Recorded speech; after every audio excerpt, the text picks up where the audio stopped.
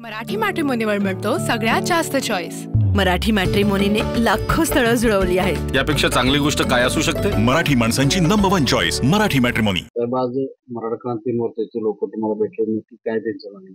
कराड शहरातील मराठा क्रांती मोर्चाच्या काही जबाबदार कार्यकर्त्यांचा फोन आला आणि त्यांनी चिंता व्यक्त केली की 9 ऑक्टोबर पासून महामंडळाच्या लाभार्थ्यांना जे देण्यात येणारे एलवाय आहेत ते बंद करण्यात आले। हे खरं म्हणजे अपेक्षित नव्हतं।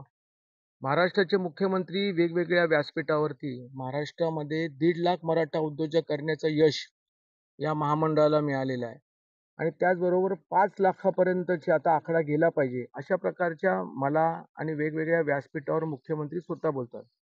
अशा वेळेला जाणीवपूर्वक एमडीच्या माध्यमातून 9 ऑक्टोबर पासून त्या ठिकाणी एलवाय बंद करण्यात आलेले आहे।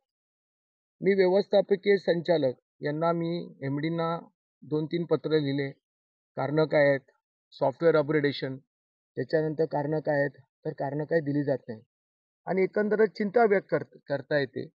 वाटतं असं मला की मंत्रिमंडळाचे काही मंत्री जे वेगवेगळ्या व्यासपीठावरून मराठा आरक्षण, मराठवाड्याचे कुणबी प्रमाणपत्र, निजामांचं गॅझेट, आमचे आंदोलन, मग मराठा समाजासाठी सारथी शैक्षणिक संस्था आणि व्यवसायासाठी कर्ज बँकेतून आणि त्याचं व्याज हे अण्णासाहेब पाटील आर्थिक विकास महामंडळ याच्या विरोधात बोलताना आम्हाला दिसत आहेत।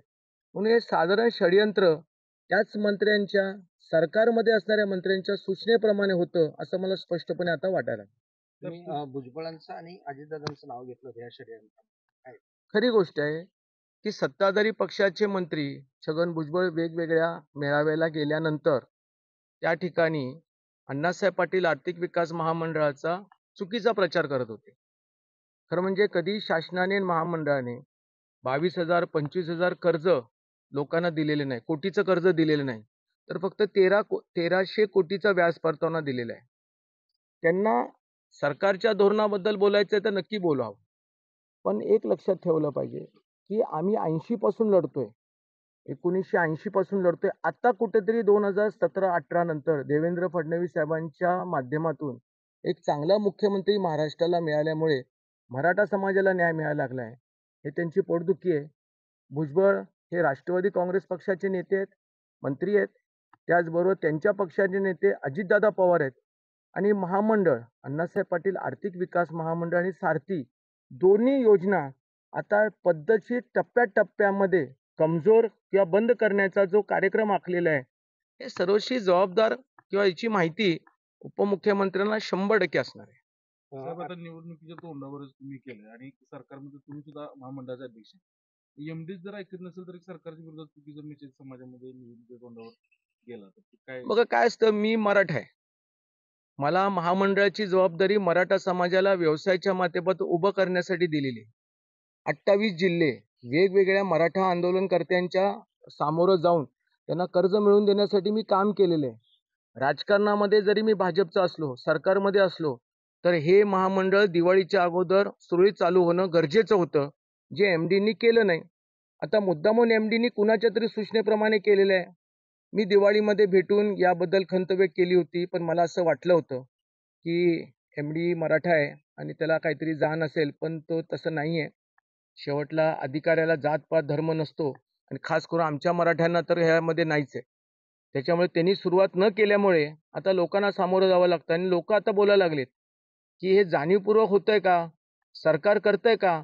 म्हणून मलाच आता सरकारच्याबद्दल विचारावं लागेल की साहेब, लोकांची भूमिका अशी आहे की भाजप, राष्ट्रवादी आणि शिवसेना एकनाथ शिंदे या 3 सरकारने मिळून अण्णासाहेब पाटील आर्थिक विकास महामंडळाच्या एमडींना काही सूचना केल्यात का की तुम्ही आता एलवाय देऊ नका, योजना आता बंद करायची, 1.5 लाख मराठा उद्योजक बस झालेत।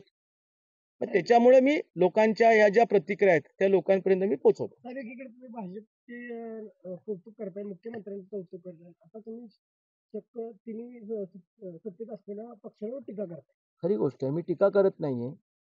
हे लोकांची जी प्रतिक्रिया आलेली आहे ती मी मुख्यमंत्र्यांपर्यंत पोहोचवतोय। साहजिकच आहे, सोमवारी त्यांची भेट घेणार आहे, मंगळवारी कॅबिनेट मीटिंग असतात। आता आचारसंहितेमध्ये होणार का नाही मला माहीत नाही, परंतु लोकांच्या भावना पोहोचवण्याचं काम माझं मुख्यमंत्र्यांकडे काम आहे। एकनाथ शिंदेशी दिवाळीमध्ये ज्या वेळेला माझी भेट झाली त्यावेळेला पण त्यांनी मला विचारलं, तर मी त्यांनाही सांगितलं की साहेब कुठेतरी गडबड इथे होत्या. ते म्हटले आम्ही बघतो नरेंद्र, पण आता सध्या निवडणुकीच्या इन्कमिंगच्या प्रकरणामध्ये सगळे बिझी आहेत. पण सोमवारी मला वाटतंय मुख्यमंत्र्यांची भेट घेईल, एकनाथ शिंदे साहेबांची भेट घेईल आणि त्यांनाच या विषयावरती लक्ष घालून हे सुरळीत चालू झालं पाहिजे. आणि कुणाच्यामुळे हे LY दिले गेले नाही सूचनेप्रमाणे याची चौकशी करून त्याच्यावर कारवाई केली पाहिजे. मराठी मॅट्रिमोनीवर मिळतो सगळ्यात जास्त चॉईस. मराठी मॅट्रिमोनीने लाखो स्थळं जुळवली आहेत. यापेक्षा चांगली गोष्ट काय असू शकते? मराठी माणसांची नंबर 1 चॉईस मराठी मॅट्रिमोनी.